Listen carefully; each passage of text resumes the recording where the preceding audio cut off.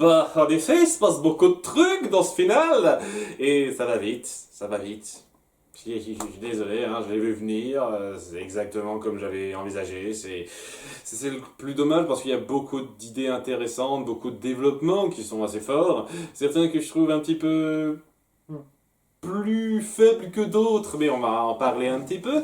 Mais il y avait beaucoup de choses intéressantes qui se passent, et oui, l'histoire évolue à grande vitesse.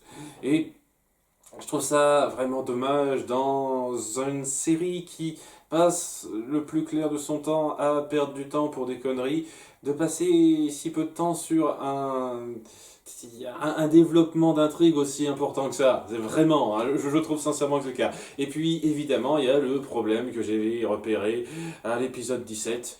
Une connerie, un gag à la con qui va servir à mettre en place un élément important de votre développement. Enfin bon, on s'y penche tout de suite. Ça commence sur notre petit groupe accompagné de Grime et Sacha et qui se couvre pour pas se faire voir parce que apparemment mettre une capuche ça ne vous rend pas du tout suspect et on n'arrive pas à vous distinguer. Je veux dire, on voit tout de même l'œil de Grime, l'œil de verre de Grime qui est très caractéristique du gars, mais non, tout le monde s'en fout, tout le monde, personne fait gaffe au fait qu'il y ait deux gens encapuchonnés qui les accompagnent et dont une qui a l'air d'une autre humaine, c'est quand même super rare, et l'autre qui a le même œil en verre que Grime qui est recherché. Voilà, ils sont complètement cons, ils voient pas la chose, ils disent voilà, couvrez-vous, tandis qu'on parle, et rassurez-vous, je glisserai un mot sur vous après coup, roi Andreas. Et le truc, c'est que, ouais, ils ont pas le temps de faire ça, que lorsqu'ils arrivent au château et qu'ils montrent à Andreas la boîte, paf, c'est le putsch. Voilà, il y a Grime et Sacha qui décident d'attaquer à ce moment-là, de les prendre par surprise, et pendant tout ce temps, il y a Anne et compagnie qui sont juste qu'est-ce qui se passe. Donc ouais, Andreas se bat un petit peu tout seul. Vraiment, ses gardes sont un petit peu nuls, ils font pas grand-chose. Et il y a donc ce signal qui est envoyé par Grime, des tonnes de soldats lui qui se trouvaient dans le coin et qui aident un petit peu à prendre le pas, à prendre le pouvoir sur le coup, alors qu'il finit par avoir le roi sous sa botte et donc par menacer de lui tuer si les soldats du coup n'obtempèrent pas ce qu'ils font, et donc voilà, c'est une situation grave alors que Sacha dit voilà, mon plan s'est passé comme prévu, désolé à des compagnies de vous avoir fait ça, mais rassurez-vous, j'ai prévu le truc pour vous, ah, c'est bon, moi je veux diriger le truc, tout ça, tout ça. Anne qui se dit ouais, je commence à en avoir marre, tu nous as trompé une nouvelle fois, t'es plus une amie, je te vois plus comme ça, dans un moment assez dramatique fort qu'on fait un peu rapidement pour essayer d'appuyer une autre confrontation qu'on aura plus tard et qui n'y arrivera pas plus que ça après coup, puisque va y avoir énormément de rebondissements. C'est un petit truc, une fois de plus avec le rythme, mais bon, on en parlera plus tard. Donc voilà, elle est énervée, tout ça. Il y a Sacha qui l'envoie se faire enfermée avec les autres, mais elle s'énerve un petit peu, elle se bat un petit peu, ils sont aidés par Yunan qui a sa petite apparition, histoire de... Alors, ça fait plaisir de la voir, celle-là, parce qu'une fois de plus, je l'aime beaucoup, je trouve qu'elle a un caractère très cool, mais le truc, c'est qu'elle est un petit peu, là, artificiellement. Elle est un petit peu pour les combats, mais on aurait pu faire sans elle, à peu de choses près, c'est un petit peu dommage. C'est un petit peu dommage qu'on n'ait pas donné un rôle plus notable que ça, d'autant plus qu'elle a pas l'air d'être totalement derrière le roi, comme on le verra à la toute fin. Mais bon, on en parlera plus tard. Bref, ils sont un peu sauvés par ça, ils parviennent à se barrer, et durant toute la partie où ils se barrent, ils prévoient un plan pour sauver la situation, alors que bon, il y a l'armée, tous les autres crapauds qui sont sur le point d'arriver, il y a le roi qu'il faut libérer, tout ça, tout ça. Et ben, on ne prévient pas une seule seconde Sacha et Grime. On ne les prévient pas. Ils savent pas que Anne s'est barrée et tout. Ok, donc ils ont le temps de prévoir le plan pour se rendre au cachot où le roi a eu le temps d'être enfermé, lui par contre. Donc c'est pour ça que je dis que c'est super bizarre qu'il ne soit pas prévenu, mais bon, pour se séparer et faire un petit peu ce qu'ils savent faire mieux dans leur coin, et c'est très cool. Ce passage-là est super cool, on essaie de mettre en avant les différents personnages, leurs capacités. Il y a d'un côté Hop Hop qui montre ses talents de dramaturge pour un petit peu attirer l'attention des autres sur lui afin de libérer le roi. Il y a Polly qui est aidée en grande partie, hein, parce qu'elle fait pas grand-chose, par Frobo et Yunnan pour s'occuper des gardes dehors, tandis que Anne et Sprig se chargent de fermer la porte pour empêcher les crapauds d'entrer. Et ouais, donc c'est plutôt bien géré sur le coup, c'est assez fort. Un petit peu rapide dans l'absolu, mais c'est pas le plus rapide, c'est pas le plus ennuyeux en termes de rapidité, ça va, c'est plutôt fort. Tandis que de son côté, il y a Sacha qui commence un petit peu à douter. Est-ce que je suis vraiment une personne horrible comme Anne le décrit, alors que Graham essaye de lui remonter le moral? Mais ça va pas plus loin que ça, ce moment de réflexion est une fois de plus un peu coupé court, aurait mérité d'être plus long pour moi, alors que Grime lui dit tiens on va faire un petit peu la déco pour que ce soit mieux en enlevant une tapisserie qui recouvrait une espèce de grosses peintures beaucoup plus glauques que ça sur le roi Andrias, qui montrerait qu'il avait déjà possession du coffret et qui présageait rien de bon, parce que c'est en noir, vous voyez, c'est ça en couleur sombre, donc ça veut dire que c'était un gros méchant, alors que c'est pas en couleur sombre, c'est pas, ça va, c'est pas un grand méchant. Code couleur, code couleur. Et ouais, très vite, en l'espace de 20 secondes, un truc comme ça, ils disent ah mais en fait il augurait rien de bon, on a bien fait de le détrôner en fait. Ça tombe bien seulement, voilà. Il y a Anne qui a mis son plan au point sans savoir ça évidemment, hein, et donc alors que Sacha et Grime les voient se préparer à fermer la porte, ils se disent ah, il faut qu'on intervienne et ils essayent de se confronter à eux dans un moment assez fort. Duel Sprig, Grime qui était plutôt cool, duel entre Anne et Sacha qui allait bien alors que Sacha essaie de la prévenir mais attention, hein, le roi n'est pas ce qu'il prétend être, tu crois que je vais te croire après tout ce que tu m'as fait comme coup en traître? Évidemment elle ne la croit pas et ses confrontations et elle finit par prendre un petit peu le pas par refermer la porte, permettre au roi d'être libéré à côté, et donc de reprendre un petit peu le fort. Et donc tout ça, ça dure 13 minutes, un truc comme ça, 12-13 minutes.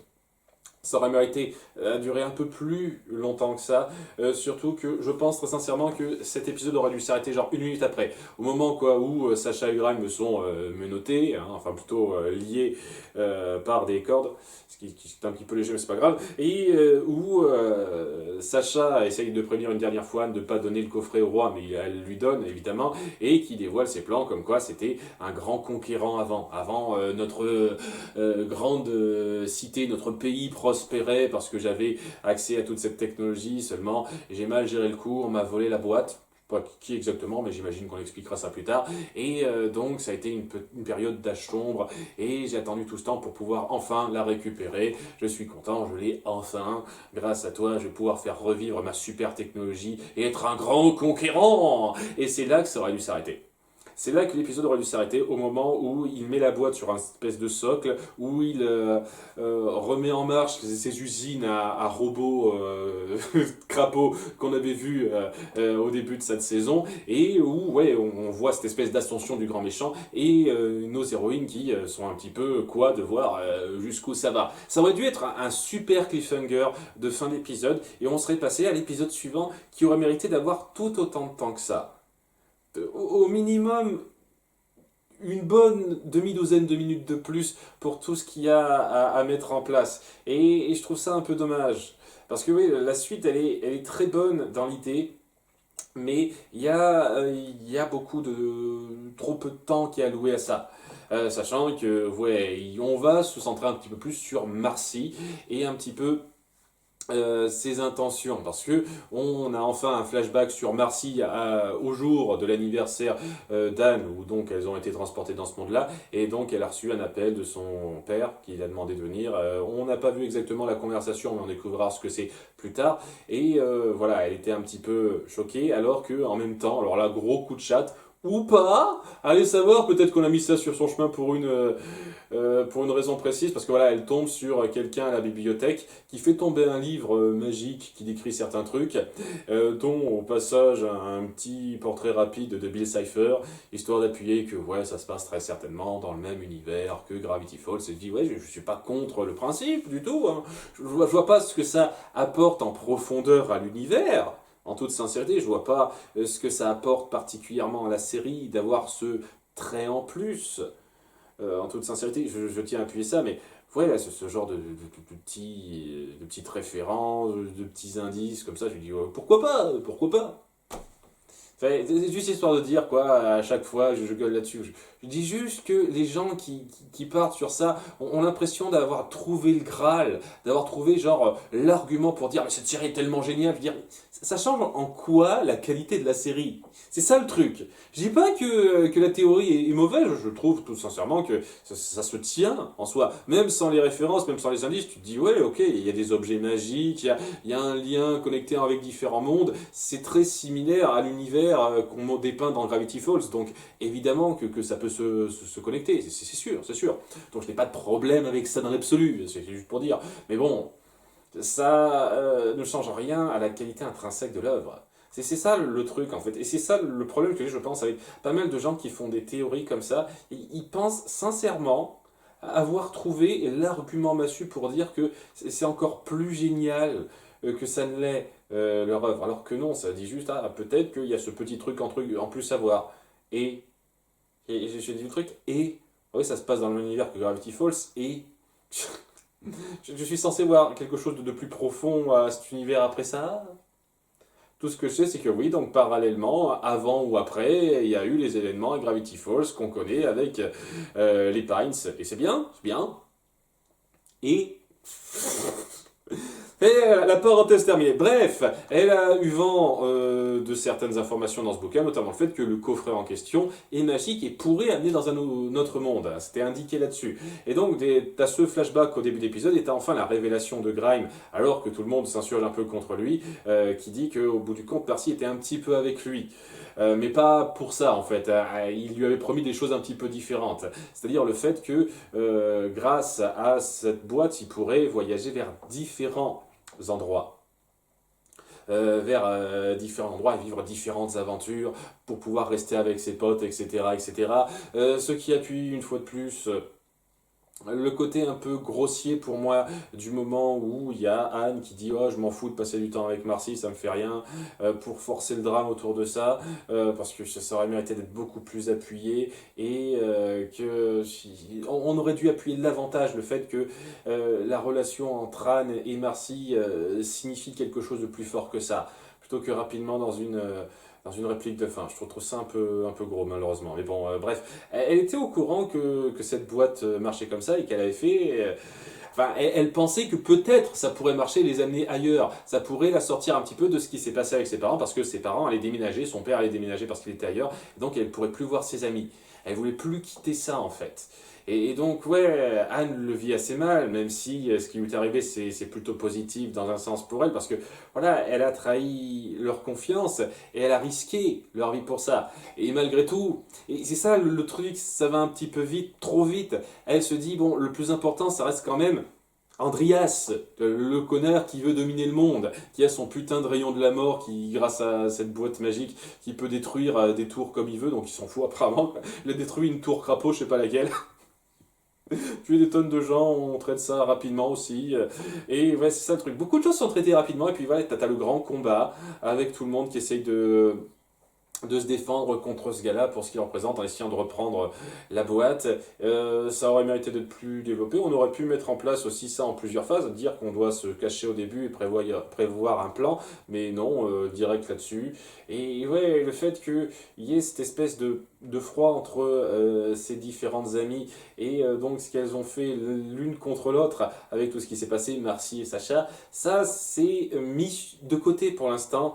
Parce que le plus important, c'est le combat. Et je suis totalement d'accord dans l'absolu. Dans la mentalité, c'est ce qu'il faut faire. Mais ouais, je suis quand même un petit peu déçu qu'on ne joue pas directement plus là-dessus. Et qu'on traite ça plus comme, bon, voilà, c'est fait, maintenant il faut qu'on s'occupe du combat. Alors, je sais pas, peut-être qu'il y aura des retrouvailles après là-dessus, mais j'ose espérer que ce sera un peu mieux traité que ça. Parce que ça fait un peu rapidement pour moi. Alors que, bon, bah, ouais, c'est le grand combat et on va se centrer sur quelques petits trucs. Il y a Yunnan qui participe du côté des héros. Donc elle n'était pas avec le roi dans cette décision-là, apparemment. Et on le montre pas plus que ça. C'est un truc qui aurait été cool à faire, par exemple. Montrer que Yunnan n'était pas derrière ça, dire mais qu'est-ce que vous faites? J'étais pas derrière vous pour ce plan-là. Mais non, on le fait pas. Elle est derrière, et puis on développe pas ça. C'est ce genre de truc, je vous jure, quoi. On aurait pu tenir un épisode de 20 minutes à partir de ce moment-là, avec la réaction des personnages, comment gérer ce truc-là, et ça va vite, ça va vite. C'est un petit peu chiant, je trouve. Donc on se bat, et on va se centrer en détail sur un petit développement de Polly. Et j'osais espérer que ça aille plus loin, parce que ça commence cet épisode au tout début, avec Polly qui commence à avoir des démangeaisons au derrière. Ah, ça me gratte, c'est incroyable. Et tu dis tout de suite, oui, ça va, elle commence à se développer pour ne plus être un tétard. Et au bout d'un moment, quoi, alors qu'elle participe au combat, elle manque de se faire écraser par Andreas, mais il y a Gros Beau qui vient la sauver parce qu'il s'est attaché à elle et c'est tellement beau, tout ça, et j'en ai rien à foutre. Votre relation d'amitié, vous l'avez développée avec le cul, et au bout d'un moment... Enfin bref, voilà, c'est quand même censé être un petit peu joli puisqu'il vient la sauver et tout, et que Andreas dit t'es défectueux, j'ai pas besoin de toi, donc détruit, direct, très vite. Avec sa grosse épée laser de Star Wars. Ah oui, là, ça c'est un truc que je peux quand même appuyer, qui, je trouve, aide un tout petit peu mieux à expliquer l'univers. Parce que bon là, je dis que ça va trop vite, etc. C'est quand même bien fait, hein, qu'on soit bien d'accord globalement. Et il y a quand même un développement que j'aime beaucoup, c'est le fait que, étant donné qu'il y avait cette technologie qu'ils avaient à disposition avant et qu'ils n'utilisent plus trop maintenant à cause du fait qu'ils n'ont plus ce pouvoir magique à leur disposition, et ben ça justifie un petit peu certains délires de cet univers, c'est-à-dire le fait qu'il y ait certaines technologies, alors que globalement c'est une vibe très médiévale, hein, entre guillemets. Et voilà, ça montre que la technologie existait avant, mais qu'elle a été rendue désuète il y a 1000 ans de ça, puisque ça date de 1000 ans, le côté nous sommes des grands conquérants. Hein, il a attendu le gars, hein, ils vivent très longtemps les salamandres, hein, très longtemps. Ils avaient cette technologie. Et donc le fait qu'il y ait des restes qui aient un petit peu influencé certains coins, c'est logique. Ça ne devrait pas les influencer au point d'être des copies irréfléchies et écervelées de trucs typiques qu'on a dans notre monde humain à nous, mais c'est cool au moins pour justifier ça. Je reconnais. Je leur alloue ça. Tandis que, ouais, donc, comme je dis, il se passe ça, Gros Beau se fait détruire, Polly s'énerve, et c'est ça qui lui fait avoir le dernier coup pour faire pousser ses jambes, et c'est tout. C'est exactement le même design, mais elle a des micro-jambes qui lui permettent pas d'aller particulièrement plus vite, quoi. Elle se déplaçait déjà très bien en sautillant, mais maintenant elle peut se déplacer. Et on en fait un peu des caisses là-dessus. Je trouve pour un truc qui dure 8 minutes, hein, le combat dure quelque chose comme 8 minutes à la fin, 8-9 minutes, je trouve que vous vous centrez sur une connerie comme ça de façon pas très méritée, quoi. Enfin, elle a des jambes maintenant, mais sinon c'est le même design. On pouvait pas sortir du kawaii d'habitude, hein, malheureusement. C'était pas grave, c'est un détail, c'est un détail. Je trouve ça dommage, quoi. Vous auriez pu oser faire grandir, faire vieillir Polly et plus la faire être un tétard. Mais bon. Bref, au bout d'un moment, il y a Andreas qui finit par prendre Sprig en otage. Tout le monde dit non, non, ne fais pas ça, en empêchant donc nos héros de mettre la main sur la boîte. Et même quand ils lui rendent la boîte, ils disent ce qui est fou avec les amitiés, c'est qu'on se rend compte très vite de ce qu'on perd quand on les a plus, et puis paf, il le jette, hein, comme un gros méchant évident. Faut dire un truc, Andreas il passe bien en tant que grand méchant, mais il n'y a pas plus de subtilité ou de finesse que ça. C'est le gros méchant qui aime bien se réjouir d'avoir le pouvoir. Et ça passe bien, je n'ai aucun problème avec ça. Mais je m'attends pas à avoir plus de subtilité que ça, plus de profondeur que ça. Ce qui n'est pas forcément une mauvaise chose. Donc ouais, il y a ce gros ralenti, on en fait des caisses, si on croit qu'il va mourir, Anne finit par craquer, dit rends-moi mon ami, et c'est là qu'il y a son lien avec le diamant du coffret qui se met en place et qui se transforme en Super Saiyan de la nature. Et ouais, donc c'est à ça qui a amené le gag de merde de l'épisode 17. C'est-à-dire que ouais, il fallait qu'elle empêche qu'elle quitte le temple juste avant que ce soit totalement rempli pour qu'elle ait encore un lien avec le diamant. Voilà, vous auriez pu amener ça de tellement meilleure façon que ça, mais merde, bon, je me suis penché là-dessus dans l'épisode 17, je vais pas en dire plus. En tout cas, voilà, ça la transforme en Super Saiyan de la nature, et en fait, ça met en avant, parce que le roi Andreas te dit lui-même, que au bout du compte, les pouvoirs des cristaux s'étaient un petit peu attachés à elle. Ce qui expliquait certains trucs, pourquoi elle était un peu forte à certains moments, notamment au tout début de la saison 2, où elle était complètement conne et elle a foutu en l'air la maison, mais elle était énervée lorsque il y a un machin, je sais plus ce que c'était, des insectes géants qui emmerdaient le monde, quoi. Bref, ça explique certains trucs, pourquoi elles ont certaines capacités.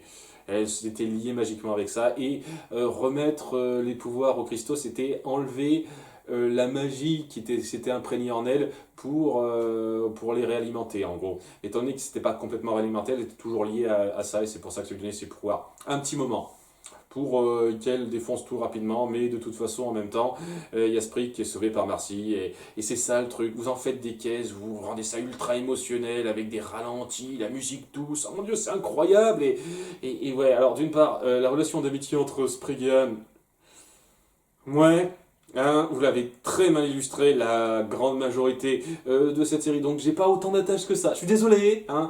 Et puis ouais, vous en faites tellement des caisses alors qu'il se fait sauver. Tu vois tout de suite qu'il peut se faire sauver.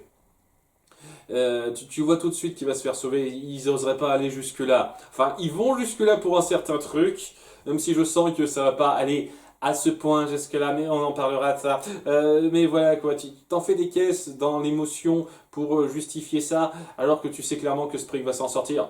Donc ouais, tu vois la manipulation émotionnelle qui te touche pas du tout, hein, je suis désolé. Hein. C'est quand ça arrive à Sangoku sur la planète Namek et que Krillin meurt, bah il meurt Krillin. Et il est énervé parce qu'il craint que Krillin ne puisse plus jamais être ressuscité de sa vie. Quoi. Il y a quelque chose qui est logique là-dedans. Ah non, hein, c'est de la manipulation. C'est de la manipulation pour moi. Et ouais, c'est pas la meilleure qui soit, pas la pire non plus. Hein. Bref, elle s'énerve, ça se calme un petit peu. Et au bout d'un moment, il y a Marcy qui a un petit peu sauvé la situation en sauvant Sprig et qui a piqué la boîte et fait en sorte de la réactiver pour rouvrir un portail pour sauver ses amis alors que Grime et Sacha restent derrière. Et Marcy n'a pas le temps de sauver tout le monde. Alors que Sacha et sa famille passent par là, qu'elle se fait planter presque le cœur, le torse par l'épée d'Andreas, et ça se termine là-dessus, où Anne n'a pas le temps de pleurer cette mort-là, semble-t-il. Je pense pas qu'elle soit morte. De toute façon, on met un petit aperçu de l'intro qu'on aura dans la saison suivante, pour bien donner l'idée que ça va pas être le cas, elle n'est pas totalement morte. Mais bon, de toute façon, on fait directement la transition avec le portail qui les amène, toute notre famille, sur Terre. Et ouais, ils finissent sur Terre et c'est le cliffhanger de fin. Il se passe beaucoup de trucs, beaucoup d'éléments très intéressants, de développement assez fort, mais qui prennent pas le temps d'avoir un impact fort. Et c'est ça le truc. Je me revois, je sais plus exactement quelle conversation entre Anne et Sprig sur le fait que leurs parents leur manquent. Et était pris là-dedans parce que ça prend le temps de se poser pendant presque 2 minutes sur une simple conversation, une simple information. Là, ça prend pas le temps de se reposer. Et les rares fois où ça prend un peu le temps d'appuyer certains trucs, là, c'est des choses qui seront défaites. Genre la mort de Sprig, je suis désolé, hein, ça m'a pas touché autant que ça. Et c'est dommage, parce que je pense qu'il y a un développement aussi fort avec autant de bonnes idées, parce qu'il y a beaucoup de bonnes idées, il y a un moyen d'en faire quelque chose de beaucoup plus impactant et fort que ça, en prenant le temps d'appuyer comment les personnages réagissent à ci ou ça, et vous faites la plupart du temps le strict minimum presque, et c'est dommage. Parce que je pense que j'aurais été vraiment pris dedans et j'aurais adoré cet épisode, ce double épisode, ça aurait dû être un double épisode, 40 minutes autour de ça. Tel quel ça va, c'est bien, c'est très bien, mais c'est pas aussi fort que ça. Et je suis désolé de ne pas mettre un pouce levé à ça, parce que il y a des manques. Pour moi, un vrai épisode fort, c'est un épisode qui sait gérer son rythme et le temps qu'il alloue à ses différents éléments. Et je trouve qu'il y a un léger manque là-dessus. Et c'est ce qui fait que c'est un final réussi. Aucun problème à ça, mais un final qui aurait pu être mieux. Et puis je suis désolé, mais le final me laisse quand même un salaire Yagou, quoi. Je reparlerai de l'intro lors de la prochaine vidéo là-dessus, mais ça laisse clairement envisager qu'on va avoir toujours pareil. Enfin, ça va se passer sur Terre, donc ce sera pas pareil, mais ça va être la même dynamique entre les 4 mêmes putains de personnages. Voilà, Anne et les plantards, Anne et les plantards. On peut pas changer le statu quo ou on changerait la disposition des 4 persos principaux parce que sinon ça irait pas.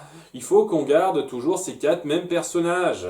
Donc voilà, hein, tu vas voir les mêmes dynamiques humoristiques et je sens clairement qu'on va se taper la même formule, seulement ça va être juste les plantards qui découvriront le monde humain avec ce décalage qui changera, mais c'est le même truc qu'on aura quoi. Et ça promet pas tant de choses que ça pour moi, ce truc-là. À part si il sortait rapidement du monde humain et qu'il trouvait un moyen rapidement de revenir sur Amphibia pour régler ce conflit-là, mais j'ai le sentiment qu'on passera facilement à la moitié de la saison sur Ran et les Plantards sur Terre. Et j'ai le sentiment que ça va pas être extra. Mais donnez-moi tort, hein, donnez-moi tort, saison 3, hein, on verra bien. En tout cas, oui, c'était une saison 2 un peu mieux que la saison 1 sur la fin, mais pas si extraordinaire que ça, hein, vraiment pas. Hein. Je m'attendais à tellement mieux quand on m'a dit, ah tu vas voir, c'est tellement mieux la saison 2. Quoi, c'est tellement mieux parce que la fin ose aller loin, ok. Et après, en dehors de la fin, en quoi c'est tellement mieux? J'aimerais bien savoir. Hein. Voilà, on introduit Marcy, c'est clair que c'est un personnage très intéressant. Très intéressant, mais étant donné qu'on lui alloue pas autant de temps qu'elle le mériterait, pareil pour Sacha, bah, c'est pas aussi fort que ça. Mais oui, ça allait. Ces derniers épisodes, en dehors de quelques petits soucis, ça allait. Ça allait, c'était bien. Et la fin, bah, ça reste quand même une marque. Tout ce que j'espère, c'est que, ouais, on n'oublie pas la force de ces moments-là et qu'on essaye de jouer un peu plus là-dessus. Et le côté Super Saiyan lié au diamant, j'attends de voir si ça va me convaincre ou pas. Pour l'instant, j'ai des doutes, hein, mais on verra, on verra, on verra. À bientôt pour la saison 3. Merci. Bye.